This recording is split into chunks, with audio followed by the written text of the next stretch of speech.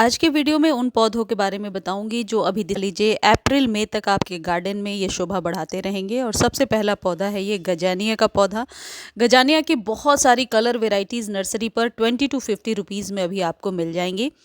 इस फूल की खासियत ये है कि शाम को इसकी जो पंखुड़ी हैं वो सिकुड़ जाएंगी और सुबह फिर खिल जाती हैं, और ऐसा 4 से 5 दिनों तक सेम ही फ्लावर के साथ चलता रहता है। 4-5 दिनों के बाद जब आपको लगता है कि ये फूल थोड़े मुरझाए हुए से हो गए, तो इसके स्टॉक के पास से यानी नीचे से कट कर दीजिए। इसमें ज़्यादा फूल लेने के लिए आपको 2-3 चीज़ें ध्यान रखनी है। खाद ज़रूर देना है, हर फ्लावरिंग के बाद खाद देना है। जितने भी विंटर के फ्लावर्स हैं उनको यदि अच्छे से आप फीड करेंगे 7 दिनों पर एक बार, तो निश्चित तौर पर ज़्यादा से ज़्यादा फूल ले पाएंगे, क्योंकि इनके फूलों का टाइम टेन्योर 4 से 5 महीने का ही होता है। दिसंबर से अप्रैल तक ही ये लगातार फ्लावरिंग करते हैं। जैसे ही सर्दियाँ कम हो जाएंगी और बहुत तेज़ धूप होने लगेगी, तो इसके फूल मुरझाने लगते हैं, फिर बचाना मुश्किल हो जाता है। इसकी मिट्टी मॉइस्ट रहे, इस बात का ध्यान रखिए, और ऐसी जगह पे रखिए जहाँ धूप प्रॉपर जड़ों के पास लगती रहे, वरना फंगस क्रिएट होगा।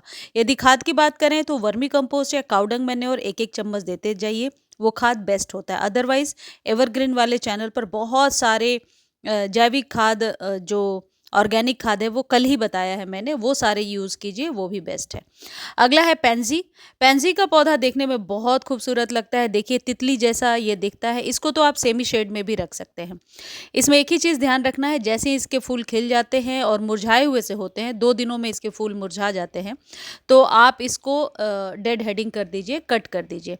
तो आप देखेंगे कि इसके फूल लगातार खिल रहे हैं, खिलना बंद नहीं हो रहा है। हैंगिंग बास्केट में देखने में बहुत ही खूबसूरत लगता है ये पौधा। आप खाद दें या ना दें, ये पौधा लगातार फ्लावरिंग करता रहता है।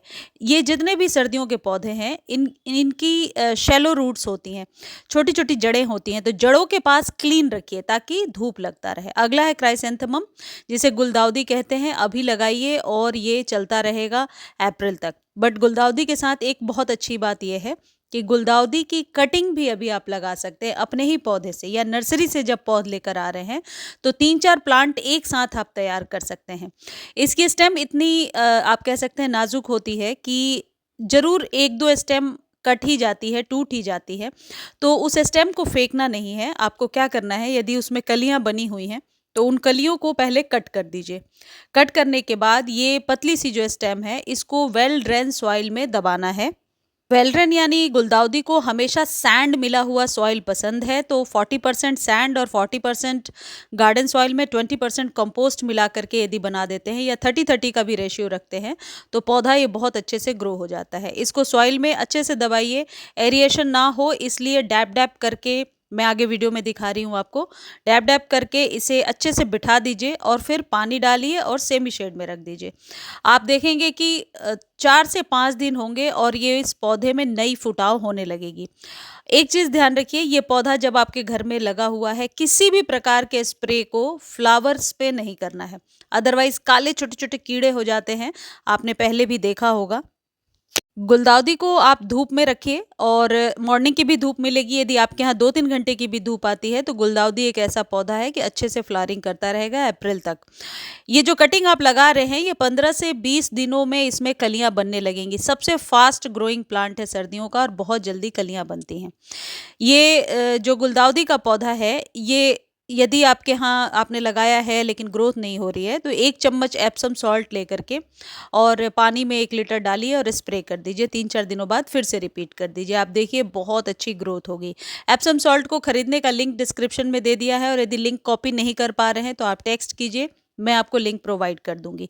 एप्सम सॉल्ट बहुत ही अच्छा एक आप कह सकते हैं एक प्रकार का खाद है, जो आपके पौधे की ग्रोथ को तेज करता है, लश ग्रीन पत्तियों को लेने में मदद करता है। अगला पौधा है मैरीगोल्ड, यानी कि गेंदे के फूल। किसी भी वैरायटी को अभी आप लगा सकते हैं, और सबसे अच्छी बात है इसके बीज, इसके जो फूल होते हैं सूखने के बाद यही बीज बनते हैं, और इनको आप सुखा करके बहुत आसानी से मिट्टी में जैसे ही डाल करके ऊपर से 1 इंच सॉइल डालेंगे और पानी से स्प्रे कर देंगे, आप देखेंगे 4 से 5 दिनों में न्यू फुटाव होने लगी है। तो गेंदे के पौधे को लगाना बहुत आसान है, और यदि नर्सरी से लेकर आ रहे हैं, और अक्सर लोगों की ये शिकायत होती है कि काले काले कीड़े या थोड़े पत्ते मुरझाए हुए से हो रहे हैं, तो इस बात का ध्यान रखिए। फूलों पे या पत्तों पे पानी नहीं डालना है। लेकिन गेंदे के फूल के बहुत फ़ायदे हैं। जब आप अपने गार्डन में लगाते हैं, इसकी मीठी मीठी जो खुशबू होती है उससे चींटियाँ, मच्छर आदि नहीं आते हैं गार्डन में, तो इसे ज़रूर लगाना चाहिए। देवी देवताओं को भी चढ़ाया जाता है। बस इस बात का ध्यान रखिए, जितने भी सर्दियों के फूल हैं उनका डेड हेडिंग करना ज़रूरी है। ये है जरबेरा डेज़ी, सेमी शेड वाला पौधा है। आप इसको डायरेक्ट सनलाइट में रखेंगे तो पत्तियां जलने लगेंगी। इसके फूल जब खिल जाते हैं, स्टॉक के पास से नीचे से कट कर दीजिए और खाद दे दीजिए। खाद आप सारे वही खाद दीजिए जैसे वर्मी कंपोस्ट या काउडंग मैन्योर, कोई और खाद देने की ज़रूरत नहीं है। डीएपी भी पानी में घोल करके दे सकते हैं और आप देखेंगे कि 4 से 5 दिन होंगे और न्यू स्टॉक फिर से निकलने लगेगी। इस पौधे को तो आप बचा के रख सकते हैं गर्मी में, घर के अंदर यानी लिविंग रूम वगैरह में रखिए जहाँ पर एसी हो और थोड़ी ठंडक मिले, और सर्दियों में इसे बाहर रखिए। जरबेरा डेजी बहुत ही सुंदर लगता है, बहुत ही खूबसूरत पौधा है सर्दियों का। अगला जो पौधा है जो अभी आप खरीद करके ला सकते हैं वो है डायंथस। 20 to 50 रुपीज़ में डायंथस का पौधा आपको आसानी से नर्सरी पर मिलेगा। इसके इतनी सारी कलर वेराइटीज़ हैं और देखने में बहुत ही खूबसूरत लगता है। ये पौधा जितना घना होगा उतना ही खूबसूरत लगेगा। तो जैसे ही आप नर्सरी से लेकर आते हैं और इसे रिपॉट कर लेते हैं, ऊपर से सारी कलियों को काट दीजिए।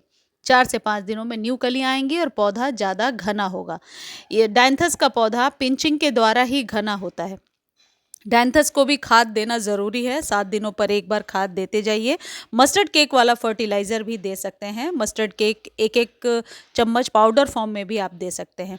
सेमी शेड में ये पौधा बहुत अच्छे से चलता है। डायरेक्ट सनलाइट में अक्सर इसके पत्ते सूखने लगते हैं। वैसे आपने भी एक्सपीरियंस किया होगा कि किस तरीके के लोकेशन में रखना है। यदि आपको लगता है पत्ते जल रहे हैं तो थोड़ा सेमी शेड दे दीजिए, अदरवाइज पूरे दिन के सनलाइट में रखिए। जब फूल खिल जाते हैं कभी भी उंगलियों से पिंचिंग ना करें, नहीं तो इनकी जड़ें निकल जाती हैं। हमेशा कैंची से काटें। अगला जो पौधा आप देख रहे हैं ये है जेरेनियम। इससे भी वैसी खुशबू आती है जैसे गेंदे के फूल से आती है, और ये इस पौधे के पत्ते भी बहुत ही खूबसूरत होते हैं देखने में। बहुत सारी कलर वेराइटीज़ अभी आपको नर्सरी पर मिलेंगी। इनको अभी आप ले लीजिए, अप्रैल तक तो लगातार फ्लावरिंग करेंगे, उसके बाद भी इसे बचाया जा सकता है। जैसे जरबेरा के लिए आपको बताया कि घर के अंदर रखना है, तो जब आप इसे डायरेक्ट सनलाइट नहीं देंगे बहुत आसानी से ये पौधा चलता जाएगा। अभी 50 से 100 रुपये में आपको नर्सरी से मिल जाएगा।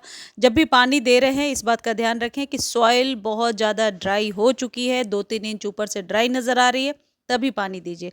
ज़्यादा पानी देने से ये सर्दियों के जितने भी फूल हैं इन पर फंगस लग जाता है, क्योंकि वैसे भी धूप कम मिलती है सर्दियों में। तो कोशिश कीजिए कि पानी जितना रिक्वायर्ड है उतना ही दीजिए। बिल्कुल पाइप से नहलाना बंद कर दीजिए, जो गर्मियों में अक्सर हम अपने पौधों को करते हैं। इसको यदि आप एनपीके वाला खाद देंगे तो ये इस पौधे की ग्रोथ बहुत अच्छी होती है। एनपीके 19-19-19 1 चम्मच पानी में डालिए और अच्छे से स्प्रे कर दीजिए। स्प्रे करना है पत्तों पे, फ्लावर्स पे नहीं करना है। जब कभी सर्दियों में आप खाद दे रहे हैं पौधे को, मॉर्निंग में दीजिए, ताकि जब सनलाइट हो तो सनलाइट में ये पत्तों के ऊपर यदि पानी है तो वेपोरेट हो जाए और पत्ते जो हैं वो फंगस का शिकार ना हो। अगला मेरा सबसे पसंदीदा पौधा है और ये है गुड़हल। हाइब्रिड गुड़हल अभी खरीद लीजिए और लगातार फूल खिलेंगे। ये तो खैर गार्डन से कभी जाते ही नहीं है। एवरग्रीन वाले चैनल पर आप जाकर देख सकते हैं। गुड़हल पर सबसे ज़्यादा वीडियोस मैंने शेयर किए हैं और गुड़हल में मेरी मास्टरी हो गई है। गुड़हल का पौधा कैसा भी हो, जो खाद मैंने बताए हैं वो खाद यदि आप यूज़ करते हैं तो निश्चित तौर पर लगातार फूल खिलते रहेंगे। हिबिस्कस हाइब्रिड और देसी दोनों ही लगाया जा सकता है। इसका कोई डोरमेंसी का टाइम नहीं होता। ऐसा लगता है कि सर्दियों में डोरमेंट होगा, वो डोरमेंट नहीं होता। उस समय क्या होता है कि धूप कम मिलती है तो फ्लावरिंग नहीं होती है। अदरवाइज ये लगातार जो हाइब्रिड है सर्दियों में फ्लावरिंग करता रहता है। देसी वाला भी फेब से लगातार अभी नवंबर तक फ्लावरिंग कर रहा है। अगला पौधा है कैलेंचो। इसमें देसी और हाइब्रिड दोनों वैरायटी आती है। कैलेंचो की कटिंग अभी आप लगा सकते हैं, अपने ही पौधे से 3-4 पौधे तैयार कर सकते हैं। बहुत जल्दी इसमें कलियां बनने लगती हैं और मैंने वीडियो भी थोड़े दिन पहले शेयर किया है, तो उसका लिंक मैं डिस्क्रिप्शन में दे दूंगी। यदि कैलेंचो की कटिंग लगाना चाहते हैं बहुत आसानी से लग जाती है, बस पानी कम देना होता है, क्योंकि सकुलेंट्स जितने भी होते हैं उनको ज़्यादा पानी देने से वो पौधा ख़राब हो जाता है। ये देसी वाली वैरायटी है और ये सालों भर चलती रहती है। इसको अभी आप अगला जो पौधा है ये तो सर्दियों का राजा है, इसे हम भूल ही नहीं सकते, और ये है पिटूनिया। पिटूनिया अभी लगाइए, डेड हेडिंग करते जाइए। जब फूल खिल जाएंगे और मुरझा गए तो इस तरीके से तोड़ दीजिए यहाँ से, तभी नई फ्लावरिंग इस पर होगी। पिटूनिया को मस्टर्ड केक वाला फर्टिलाइज़र दीजिए हर एक 7 दिनों पर 1 चम्मच, और आप देखिए भर भर के फूल खिलेंगे। यदि आप लोग पुराने व्यूअर होंगे एवरग्रीन पर, आपने देखा होगा कि पिटूनिया में एक साथ कम से कम 100-150 कलियां बन गई थी। मस्टर्ड केक के फर्टिलाइज़र से ऐसा होता है। पिटूनिया को पूरे दिन के सनलाइट में रखना है। छोटे कंटेनर में लगाइए इन पौधों को, और थोड़े चौड़े मुंह वाले में लगाइए, ब्रॉड हो, जो फैल सके। ये क्लेमेटिस है, इस पौधे में अब फ्लावरिंग हो रही है। कई लोग मेरे व्यूअर पूछ रहे थे कि मेरे क्लेमेटिस के पौधे में फ्लावरिंग नहीं हो रही है, तो मेरे अभी इक्ज़ोरा और क्लेमेटिस सभी में फ्लावरिंग होने लगी है। यही वाले खाद मैं दे रही हूँ जो आपको बताया है।